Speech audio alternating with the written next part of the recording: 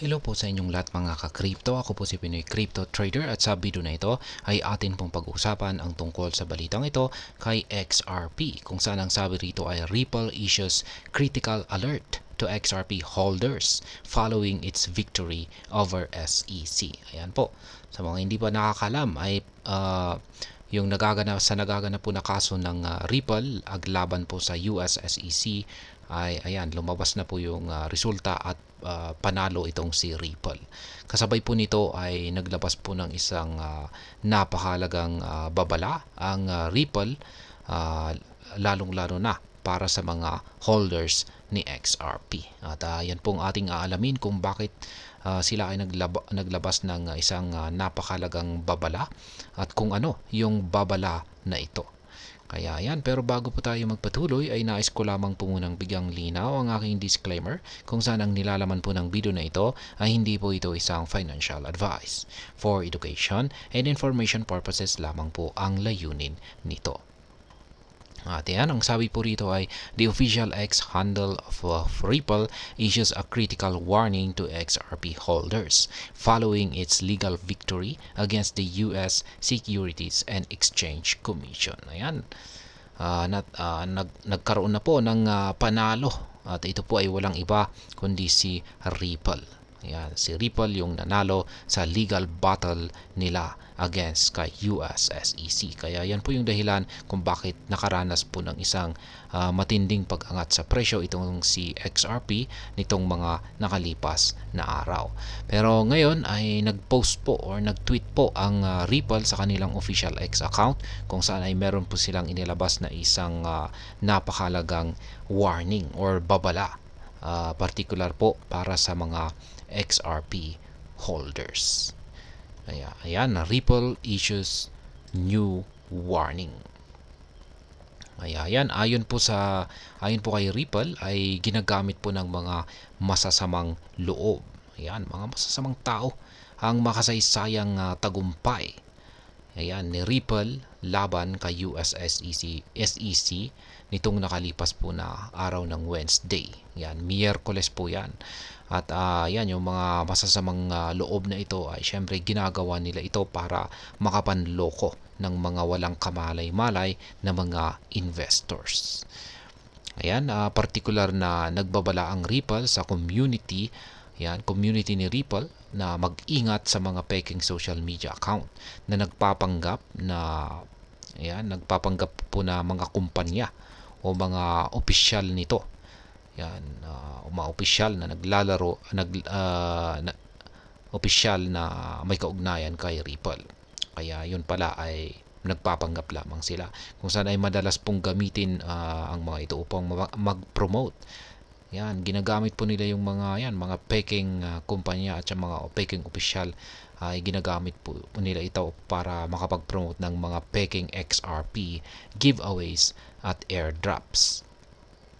Ngayon ay binigyang diin ng Ripple na hindi ito hihingi ng funds. Yan, hindi sila humihingan ng funds or pera mula sa community. Yan, community nito upang makilahok or makasali sa mga ganitong mga schemes. Yan, mga parang pa-contest or pa-event. Ipinapahiwatig nito na anumang kahilingan mula sa funds, mula sa anumang account na yan may kaugnayan kay Ripple ay dapat po na nating ituring ito na kahina-hinala or suspicious o wag po nating agad na pagkatiwalaan. Not new, yan, or hindi na bago. Kaya ayan, sabi rito ay kapansin-pansin na binanggit ng Ripple ang isang lumang tweet mula sa kanilang Chief Technology Officer or CTO na si David Schwartz kung saan ay nagbigay rin siya ng katulad na babala at yan po ay nitong mahigit isang nakalipas na taon na kung saan ay matapos ang paglabas po yun ng summary judgment decision nitong July 13, 2023.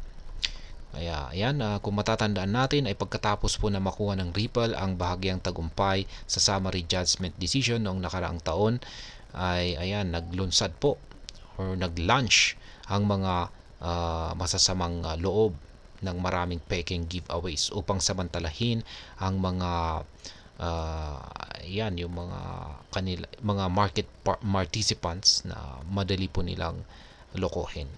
Bukod sa paglikha ng mga peking social media account, gumawa rin ang mga scammers ng mga AI clone na video ng CEO ng Ripple na si Ginoong Brad Garlinghouse na nag-announce po ng mga mapanlinlang or malicious na mga XRP giveaways, at nakontent na rin po yan natin noon.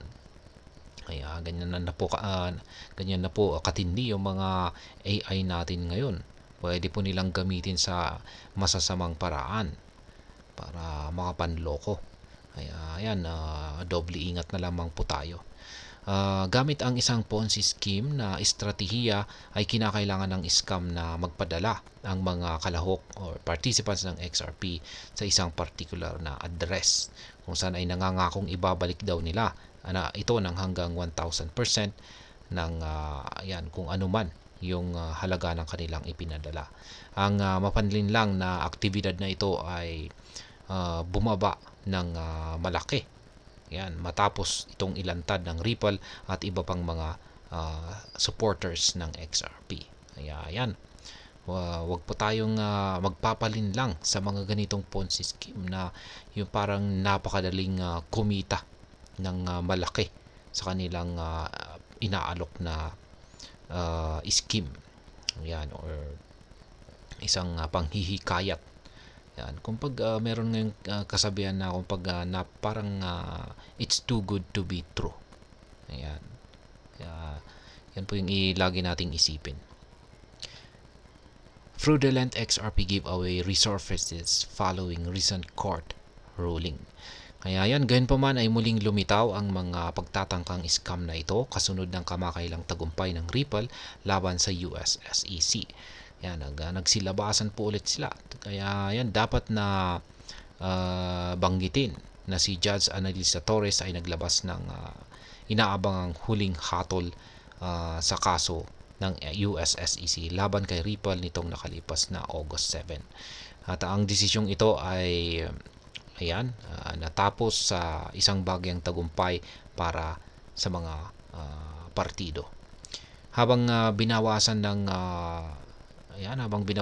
judge or hukom ang halaga ng multa sa $125 million kumpara sa $2 billion na hinihiling ng SEC. Ipinataw niya ang isang permanenteng pagbabawal sa mga hinaharap na benta. Ito yung mga future XRP sales sa mga US institutions. Ngayon ang pagbabawal ay nag-aatas po ito kay Ripple na kumuha na muna ng registration statement mula sa US SEC bago po ito makapagbenta ng XRP sa mga institutions, sa kanyang mga institutional clients. At sa kasalukuyan ay mga espekulasyon na maaring iapila ng yung mga partido ang naging desisyon na ito.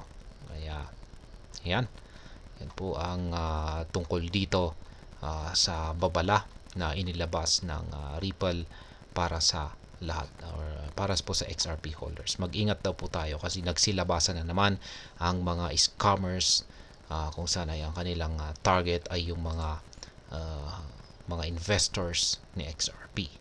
At hanggang dito na lamang po tayo sa video na ito mga ka-crypto. Sana po ay inyong nagustuhan ang aking paliwanag sa video na ito. Kung inyo po itong nagustuhan ay pakiclick lamang po ang like button nito. Para naman po sa mga bago lamang dito, kayo po ay aking inaanyayahan para mag-subscribe. Pakiclick na rin po ang bell icon nito dahil ito po ang siya magsisilbing notification nito sa mga bagong videos na akin pong ina-upload sa aking YouTube channel na ito. Marami pong salamat sa panonood. Ingat po tayo lagi at God bless po sa ating lahat.